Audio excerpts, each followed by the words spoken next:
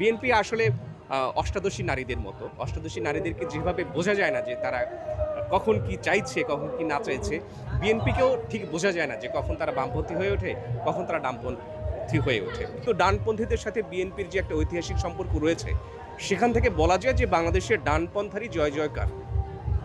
ডানপন্থার জয় জয়কার থাকতে পারে, কিন্তু উগ্র ডানপন্থা যেটা, ডানপন্থার তো দুটো অংশ।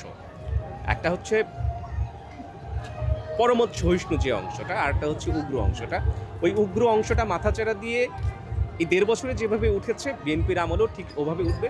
সাংস্কৃতিক বলাটা সাধারণত আওয়ামী লীগের আমলে একটু ভালো থাকে। এটাই খুব স্বাভাবিক, কারণ ওই দলটা ডানপন্থার দিকে খুব বেশি ঝোঁকে না।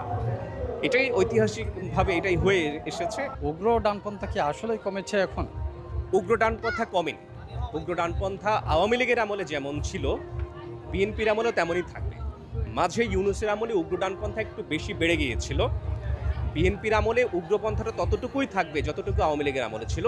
আসলে আওয়ামী লীগের আমল এবং বিএনপির আমল, এই দুই আমলে উগ্র ডানপন্থা হেরফের হয় না খুব বেশি একটা। এর কারণ কি? এর কারণ হচ্ছে যে আওয়ামী লীগকেও ক্ষমতায় থাকার জন্য ডানপন্থীদের সাথে সমঝোতা করতে হয়। আর বিএনপি ডানপন্থীদের সাথে সমঝোতা না, তারা নিজেরাই একটা কখনো ডানপন্থী, কখনো বামপন্থী। বিএনপি আসলে অষ্টাদশী নারীদের মতো। অষ্টাদশী নারীদেরকে যেভাবে বোঝা যায় না যে তারা কখন কি চাইছে, কখন কি না চাইছে, বিএনপিকেও ঠিক বোঝা যায় না যে কখন তারা বামপন্থী হয়ে ওঠে, কখন তারা ডানপন্থী হয়ে ওঠে, কখন তারা স্বাধীনতার পক্ষের শক্তি হয়ে ওঠে, কখন তারা স্বাধীনতার বিপক্ষের শক্তি হয়ে যায়। এই কারণে বিএনপির আমলে ঠিক ততটুকুই থাকবে যতটুকু আওয়ামী লীগ রেখে গিয়েছিল। আর ইউনূসের আমলে, ডক্টর ইউনূসের আমলে যে উগ্রপন্থা যে খুব বেশি মাথাচাড়া দিয়েছে, সেটা বিএনপির আমলে একটু কমবে বলে মনে হয়, তবে সময় লাগবে।